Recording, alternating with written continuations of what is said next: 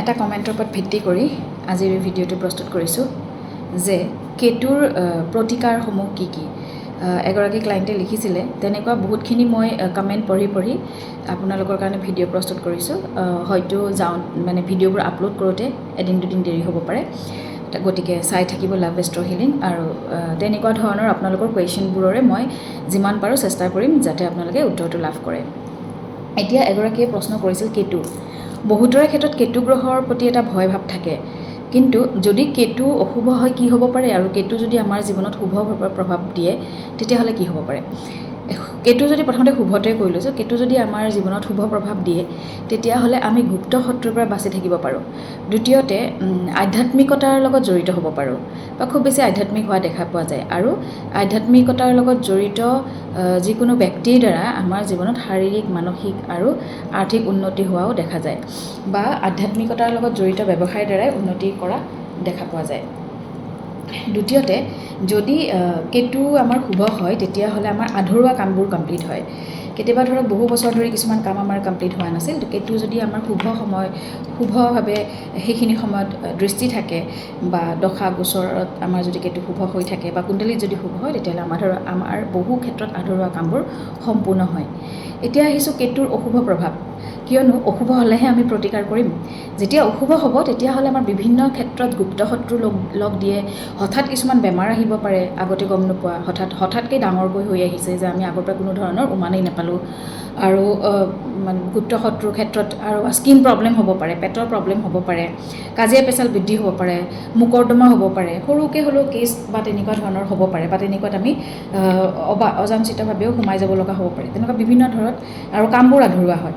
গতিকে কেতুৰ যদি শুভ হয় খুবেই ভাল, আৰু যদি অশুভ হয় বিশেষকৈ ভয় লগা এইটোৱে যে কেতিয়াবা আমি নকৰা কামৰো বোজা বহন কৰিব লগা হ'ব পাৰে, বদনাম হ'ব পাৰে। গতিকে সেইটো কাৰণে অলপ কেতুক মানুহে মানে বেয়া সময়ত সন্তুষ্ট কৰি ৰখাটো উচিত, যাক আমি প্ৰতিকাৰ বুলি কওঁ, যে কেতুৰ কাৰণে আমি কি প্ৰতিকাৰ কৰিব পাৰোঁ। যদিহে আপোনাৰ জীৱনত কেতু অশুভ হৈ আছে তেতিয়াহ'লে প্ৰতিকাৰ কৰিব পাৰে যে কেতু কাৰণে সদায় ৰাস্তাৰ কুকুৰক, যিটো আমি ষ্ট্ৰীট ডগ বুলি কওঁ, ঘূৰি ফুৰে ৰাস্তাত কুকুৰ, তেওঁলোকক ফিড কৰাব পাৰোঁ, তেওঁলোকক খুৱাব পাৰোঁ। যিকোনো আহাৰ আপুনি খুৱাব পাৰে। বেষ্ট হয় যদি আমি প্ৰত্যেক শনিবাৰে একেৰাহে 7 দিন শুকান ৰুটিত মিঠাতেল সানি কুকুৰক খুৱাব পাৰোঁ, সেয়া খুব বেছি ভাল বা উপকাৰী বুলি কোৱা হয়। কিন্তু কুকুৰক সদায় আমি খোৱাৰ শেষৰ ৰুটিখন দিব লাগে। মানে এনেকুৱা নহয় যে আমি নিজৰ কাৰণে অকল কুকুৰৰ কাৰণেই বনাইছোঁ, তেনেকুৱা নহ'ব। যদি আপুনি ব্ৰেকফাষ্টত বা ৰাতিপুৱাৰ আহাৰত ৰুটি বনায়, তেতিয়াহ'লে ঘৰৰ মানুহখিনি গ্ৰহণ কৰাৰ পিছত যিখন ৰুটি ৰৈ যায়, বা তাৰ পিছৰ ৰুটিখনহে, শেষৰ ৰুটিখনহে কুকুৰক দিয়াটো উচিত। তাৰপিছত আমি দিব পাৰোঁ, দুখীয়া মানুহক ব্লেংকেট ডনেট কৰিব পাৰোঁ, দুখীয়া মানুহক মিঠাতেল ডনেট কৰিব পাৰোঁ, দুখীয়া মানুহক ধৰক শিক্ষা দান কৰিব পাৰে। আৰু বিশেষতঃ কেতুৰ শুভ প্ৰভাৱ পাবৰ কাৰণে আমি অনাথ আশ্ৰম, বা যিসকলৰ অনাথ ল'ৰা ছোৱালীসকলক আমি খাদ্য, বস্ত্ৰ আৰু শিক্ষা, এই তিনিটা যদি আমি দান কৰিব পাৰোঁ, বা এই তিনিটা লাভ কৰাত তেওঁলোকক যদি আমি বিভিন্ন প্ৰকাৰে সহায় কৰিব পাৰোঁ, তেতিয়াহ'লেও কেতুৰ অশুভ প্ৰভাৱৰ পৰা মুক্তি পোৱা যায়। যোনে যেনেকৈ পাৰে, আৰু এনেকুৱা নহয় যে মই ডনেশ্যন কৰিব সাংঘাতিক ডাঙৰকৈ কৈছোঁ, যাৰ যেনেকুৱা সাধ্যৰ ভিতৰত তেনেকুৱাকৈ আপুনি অনাথ ল'ৰা ছোৱালীৰ কাৰণে ডনেশ্যন দিব পাৰে। বিশেষকৈ কোৱা হয় যে অনাথ আশ্ৰমত যদি মিঠাই দিয়া হয় তেতিয়াহ'লে কেতুৰ অশুভ প্ৰভাৱৰ পৰা মুক্তি লাভ কৰিব পৰা যায়। আৰু একেবাৰে সৰুকৈ ক'ব বিচাৰিছোঁ, চবৰে কৰিব পৰাই, যে ঘৰৰ আমি যিটো পাকঘৰৰ যিকোনো কৰ্ণাৰত যদি সম্ভৱ হয় ৰূপৰ যিকোনো পাত্ৰত মৌ ভৰাই ৰাখিব পাৰোঁ, আৰু সেইটোক লাল কিতাপৰ টোটকা বুলিয়ে কোৱা হয়। আৰু ইয়াৰ উপৰিও সৰু ৰূপৰ বল এটা বনাই আপুনি আপোনাৰ পাৰ্চত কেৰি কৰিব পাৰে, লৈ ফুৰিব পাৰে, সেয়াও এক কেতুৰ প্ৰতিকাৰ হয় লাল কিতাপৰ।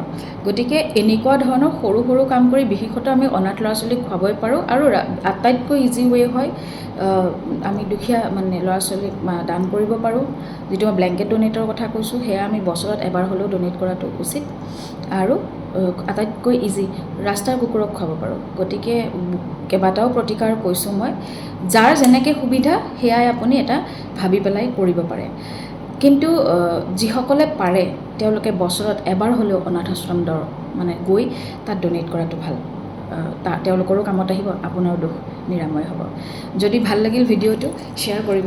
একচুৱেলি ভাল লাগিল বুলি নাই, কিয়নো এনেকুৱা ধৰণৰ ভিডিঅ' সকলোৱে ভাল নাপাবও পাৰে, কিন্তু যিসকলে বিচাৰে যে মোৰ টাইমলাইনত থাকিলে আনেও গম পাওক, তেওঁলোকে শ্বেয়াৰ কৰিব পাৰে। ধন্যবাদ।